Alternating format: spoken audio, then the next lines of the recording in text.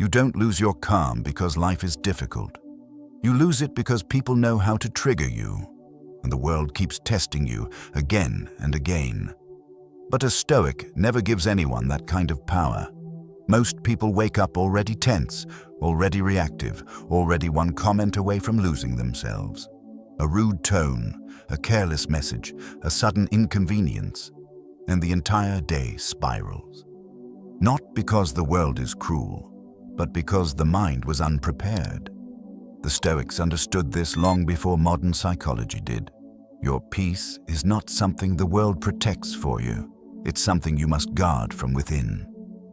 Marcus Aurelius faced betrayal, chaos, and pressure beyond imagination, yet he practiced a single truth every morning. You are in control of your response. Today, you will learn 9 Stoic principles that will help you stay calm with anyone, in any situation, no matter what they say, what they do, or how they try to shake you. If you're ready to reclaim unshakable inner stillness, stay with me. Principle 1. Control the interpretation, not the event. People think they lose their calm because of what happens to them, but the reality is far more uncomfortable. You lose your calm because of the meaning you attach to what happens. It's not the delayed message, the disrespectful tone, or the unexpected problem that destroys your peace. It's the story your mind rushes to create around it. They're ignoring me. They're attacking me. This always happens to me. Nothing ever goes right. When your interpretation spirals, your emotions follow, and once your emotions take the wheel, you're no longer the one driving. The Stoics knew this better than anyone. Epictetus said it plainly. Men are disturbed not by things, but by the views they take of things. In other words, events are neutral until your mind paints them with fear, ego, insecurity, or resentment.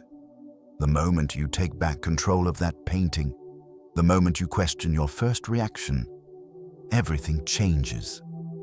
Emotional freedom begins where automatic interpretation ends. Imagine someone cuts you off in traffic. Instantly, your brain fires off, "What a disrespectful idiot." Your heart rate rises, your jaw tightens, you're ready to fight a ghost. But what if you paused long enough to ask a different question? Do I actually know their intention? Maybe they didn't see you. Maybe they're rushing to the hospital. Maybe it has nothing to do with you.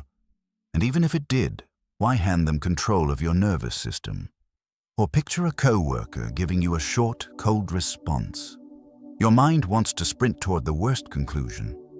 They're mad at me. A Stoic mind stops, breathes, and reframes.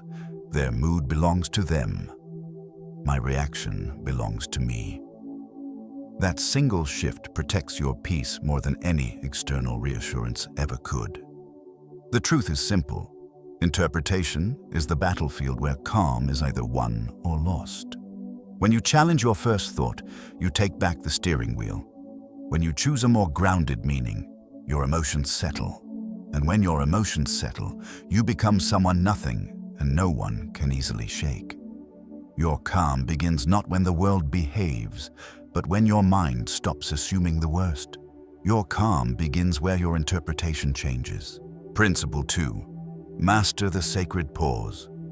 Before reacting, every time you lose your calm, it happens in the same tiny space, the moment between what you feel and what you do next. That moment is so small, most people never even notice it. They jump from emotion to reaction instantly, like a spark hitting dry grass. Someone disrespects them and they snap. Someone pushes their buttons and they explode. Someone disappoints them and they spiral.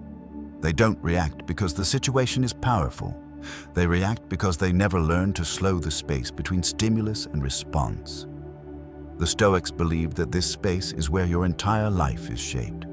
Epictetus taught that our real power is not in controlling others, but in controlling this internal gap. Marcus Aurelius described it as holding the mind still. That stillness is not passive. It is training, it is discipline, it is a choice that must be made again and again until it becomes instinct. Think about the last time someone provoked you. Maybe it was a sarcastic comment, a passive-aggressive tone, or a disrespectful gesture. Your body reacted before you did. Heat in the chest, tension in the jaw, pressure behind the eyes. That physiological surge is real, but it does not have to command you. A Stoic doesn't fight the surge. A Stoic delays the response. That delay is everything. The sacred pause is not weakness, it is strategy. It is the mental equivalent of a warrior lowering his stance before striking. That pause allows you to see the situation clearly instead of emotionally.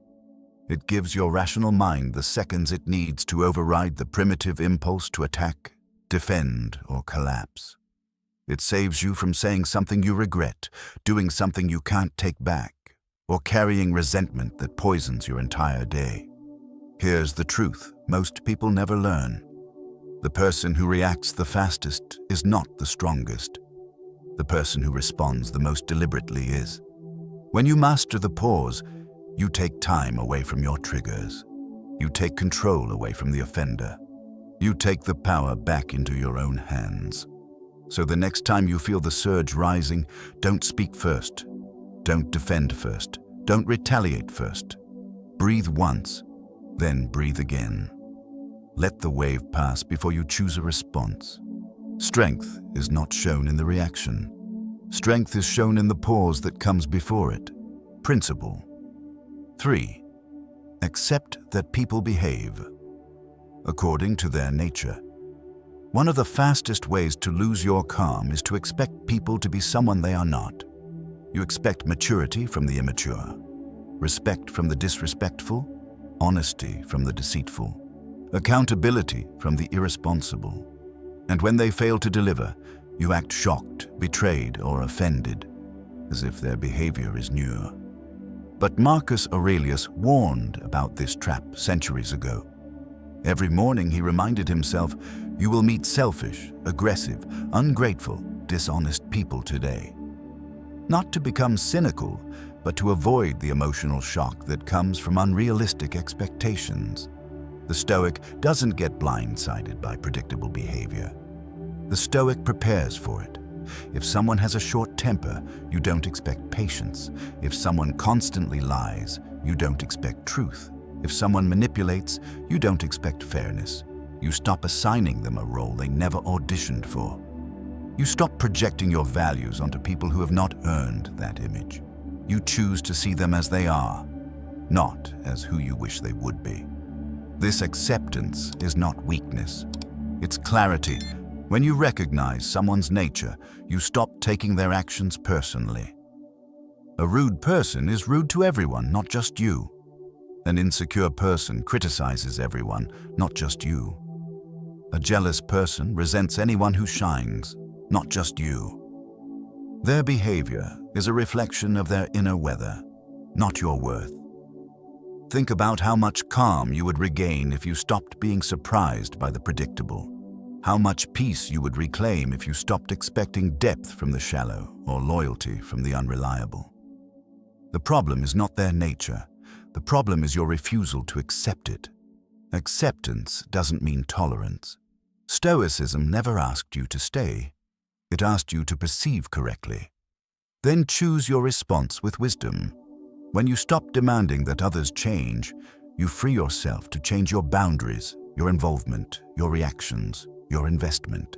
The world becomes calmer when you stop fighting people's nature and start adjusting your expectations. You take back your emotional energy. You stop giving people access to your peace, and you stop letting disappointment disguise itself as surprise.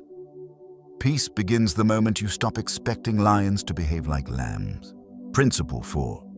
Focus on the circle of control. Release the rest. Nothing destroys your calm faster than trying to control what was never yours in the first place.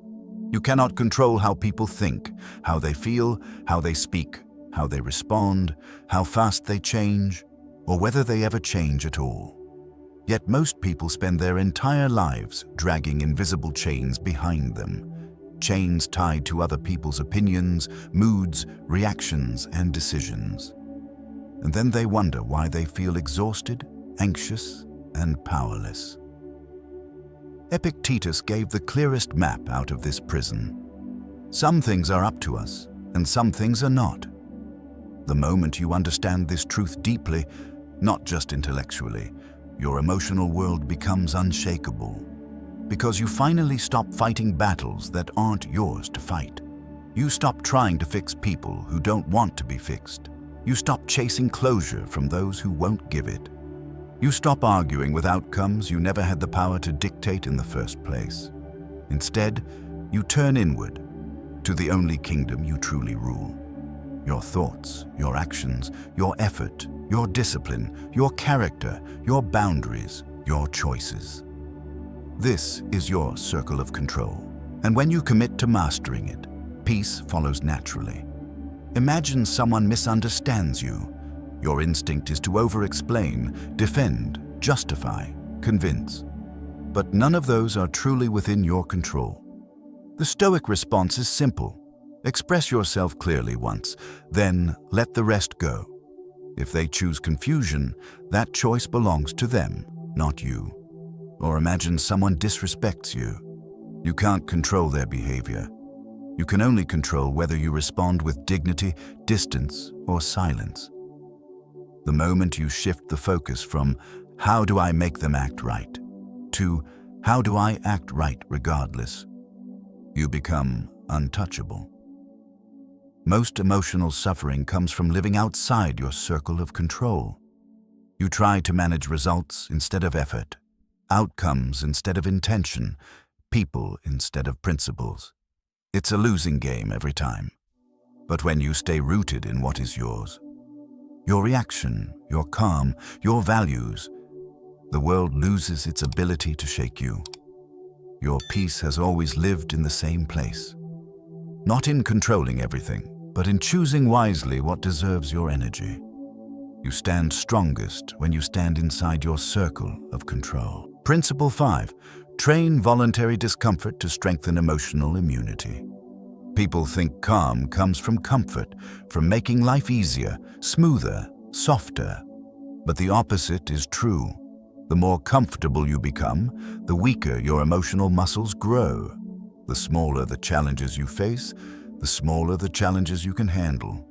When the slightest inconvenience feels like an attack, when the smallest setback ruins your day, that is not sensitivity, that is untrained resilience. The Stoics understood this long before modern psychology gave it a name.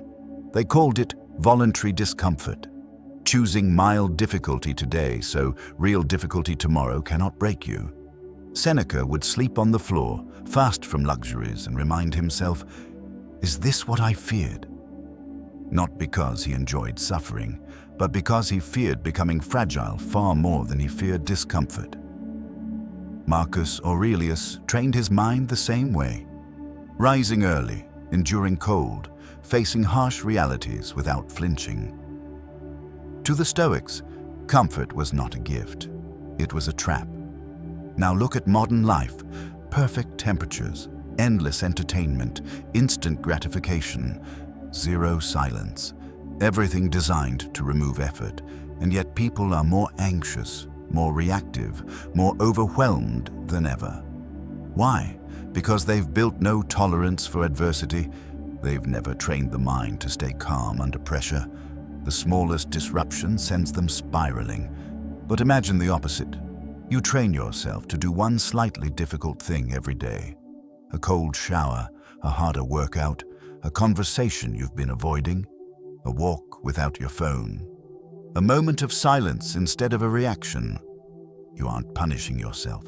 You're preparing yourself.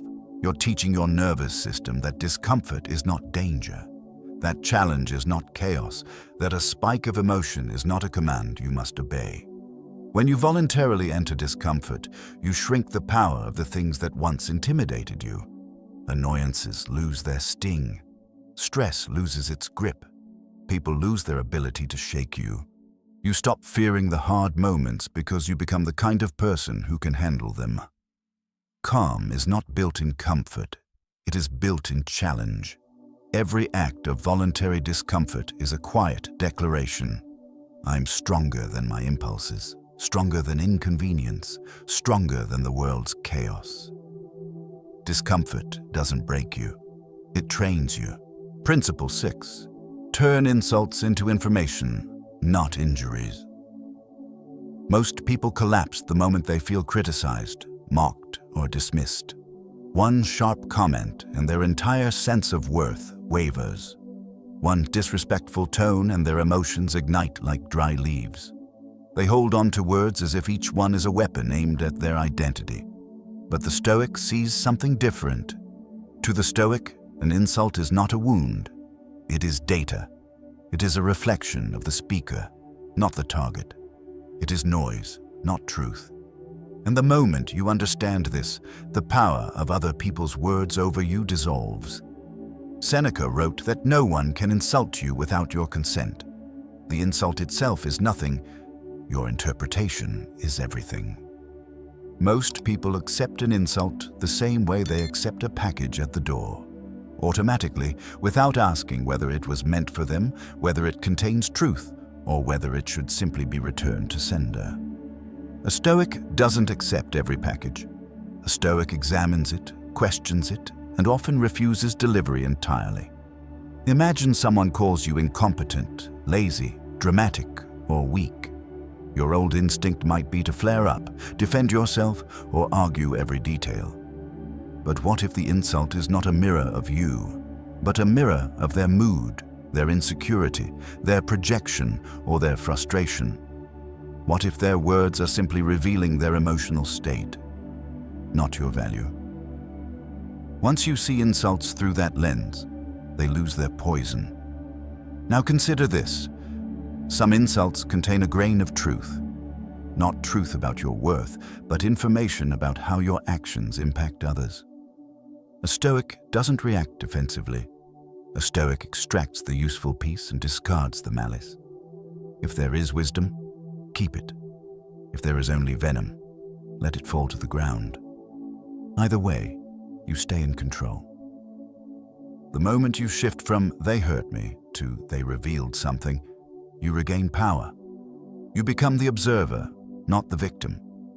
You analyze instead of absorb. You respond instead of react. And suddenly, the emotional sting disappears because you no longer treat words as weapons. You treat them as data points. Insults only injure when you wear them. When you refuse to wear them, they become harmless. They lose weight. They lose meaning. They lose access to your peace. Let words pass through you, not into you. This is how calm survives even in the presence of attack. Principle 7. Practice emotional minimalism. One of the greatest threats to your calm is emotional clutter. Reacting to too many things, caring about too many opinions, absorbing too many energies that were never yours to carry. Most people leak their peace because they treat every problem like it demands their involvement, every comment like it deserves a rebuttal, every mood like it needs decoding. They exhaust themselves trying to manage everything, and in the process, they lose themselves. Emotional minimalism is the Stoic antidote. It means choosing what deserves your reaction, your attention, your explanation, your effort, and what does not. It is the discipline of not responding to every disturbance. It is the strength of letting small things stay small. It is the wisdom of investing your emotional resources only where they create value. Marcus Aurelius practiced this daily. Surrounded by political chaos, betrayal, criticism, and endless demands, he learned to say, "If it is not essential, ignore it." Not out of apathy, but out of mastery. Peace requires boundaries, and boundaries require subtraction. Think about how often you lose your calm, not because something huge happened, but because you gave significance to something insignificant. A stranger's attitude, a co-worker's sigh, a family member's tone, a social media comment. You magnified what didn't deserve magnification. You attended fights you were never required to show up for. Now imagine the opposite. You begin treating emotional energy like a currency. You stop spending it on nonsense. You stop investing it in people who drain you. You stop wasting it on arguments that go nowhere. You stop explaining yourself to those committed to misunderstanding you. Instead, you conserve your energy for the things that actually matter. Your purpose, your values, your discipline, your peace. Emotional minimalism doesn't mean silence in the face of real harm. It means clarity in the face of trivial disturbance. It means asking one powerful question before reacting. Is this worth my calm? Most of the time, the honest answer is no. And the moment you answer no, you walk away lighter, stronger, untouchable. The world will always offer you chances to overreact, to defend yourself, to take things personally. But you don't have to accept every invitation. You don't have to carry every weight. You don't have to participate in every emotional storm. You rise above when you choose less. Less reacting, less explaining, less absorbing. Emotional minimalism is not retreat. It is control. It is strategy. It is power. You don't need to attend every fight you're invited to. Principle 8. Say everything is training. Amor fati method. Calm is not something you discover by accident. It is something you build by repetition. And nothing strengthens your calm more than treating every challenge, every annoyance, every setback as training. Most people see difficulties as disruptions. They think, why is this happening to me? A Stoic asks a different question. What is this teaching me? That single shift transforms chaos into practice, frustration into resilience, and pain into preparation. Marcus Aurelius lived under constant pressure, betrayal, war, sickness, loss. Yet he trained himself to meet every hardship with the same mindset. This is fuel. This is the essence of amor fati. Not merely accepting fate, but using it, loving it, making it part of your growth. When you live this way, challenges stop feeling like personal attacks and start feeling like opportunities to sharpen who you are becoming. Imagine someone talks down to you. The old you reacts with anger, ego, defensiveness. The Stoic you recognizes it as a rep, a chance to practice restraint, clarity, and dignity. Imagine plans fall apart. Most people panic or blame. The Stoic sees an opening to practice flexibility and composure. Imagine life throws an unexpected inconvenience into your day. Instead of spiraling, you treat it as a drill, like a soldier running a scenario to strengthen readiness. Everything becomes training. A delay trains patience. An insult trains detachment. A mistake trains humility. A difficult person trains emotional discipline. An obstacle trains adaptability. Nothing is wasted. Nothing is random. Nothing is meaningless. The more you respond to life this way, the more unshakable you become. Because you stop expecting an easy life. You start expecting a meaningful one. And meaning is built through resistance, not comfort. Through struggle, not smoothness. Through tests, not wishes. This mindset doesn't make life less chaotic. It makes you more capable. It turns every moment into an opportunity to rise above your old self. And with enough repetitions, calm becomes natural, automatic, instinctive. You don't break under pressure because pressure is where you've done most of your training. Every difficulty is a rep. Every rep builds calm. Principle 9. Live from virtue, not emotion. Calm is not created by how you feel. It is created by what you choose to live by. Most people move through life driven by emotion. Anger makes them lash out. Fear makes them shrink. Insecurity makes them overreact. Pride makes them argue. Jealousy makes them compare. And frustration makes them lose themselves.